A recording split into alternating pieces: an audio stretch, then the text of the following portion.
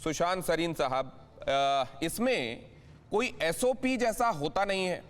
Obviously आपको चीज़ों को, हालातों को देखकर और बहुत सारे चीज़ों को खातिर में लाते हुए आपको एक डिसीजन लेना होता है।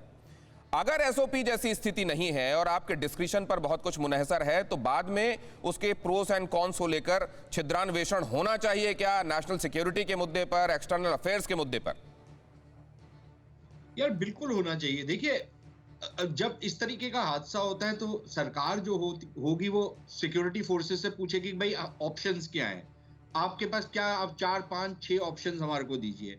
वो ऑप्शंस उन्होंने दिए होंगे जरूर, ठीक है। जैसे एयर मार्शल साहब कह रहे हैं फोर्सेस हरदम इस पे काम करती रहती हैं।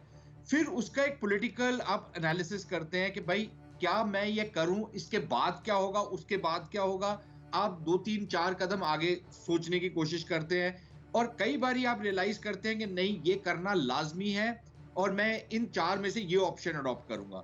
कई बार आप ये समझते हैं कि यार मैं चारों ऑप्शन अगर मैं इस्तेमाल करूंगा तो इसका जो इम्पैक्ट होगा, और जब वो 2nd degree 3rd degree impact जो होगा, वो शायद बेटर यही है कि मैं इस मामले को किसी दूसरे तरीके से सुलझाऊं।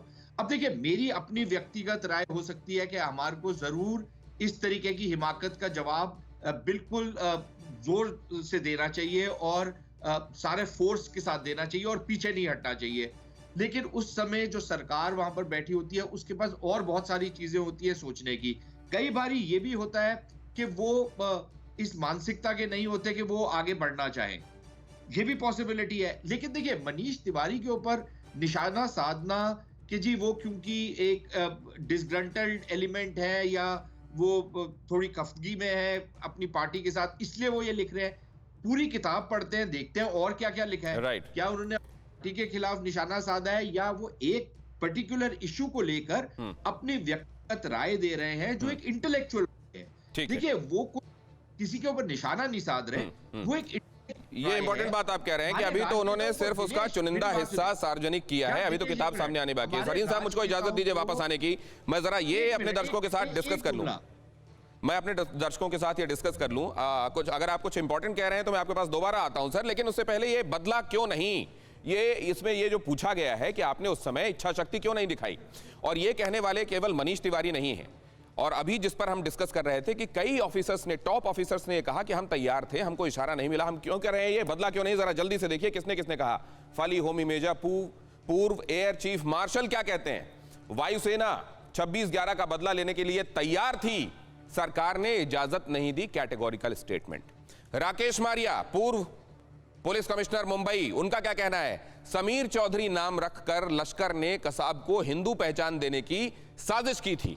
और बाद के दिनों में आपने देखा किस तरह के स्टेटमेंट आए थे और किन नेताओं की तरफ से आए थे कि हिंदू आतंकवाद है या भगवा आतंकवाद है। अब आगे चलते हैं। बराक ओबामा ने क्या कहा था। बराक ओबामा ने अपनी एक किताब लिखी है, प्रॉमिस लैंड। उसमें उन्होंने लिखा कि मनमोहन सिंह ने मुस्लिम विरोधी भावना से डर कर कि अगर हमने कार्रवाई कर दी तो हो सकता है इससे सेंटिमेंट्स जो है हमारे खिलाफ हो जाएं, वोट्स अगर इस सेंटिमेंट के साथ जुड़े हुए हैं तो वो हमारे खिलाफ हो जाएं, इसलिए उन्होंने तब किसी भी तरह की कार्रवाई की इजाजत नहीं दी। क्या ऐसा भी हो सकता है? क्या इस तरह के मामलों में डिसीजन लेते हुए ये तमाम चीजें भी फैक्टर्स के तौर पर सामने आ सकती हैं? परवाह देश की, सोमवार से शुक्रवार रात 10 बजे TV9 भारतवर्ष पर।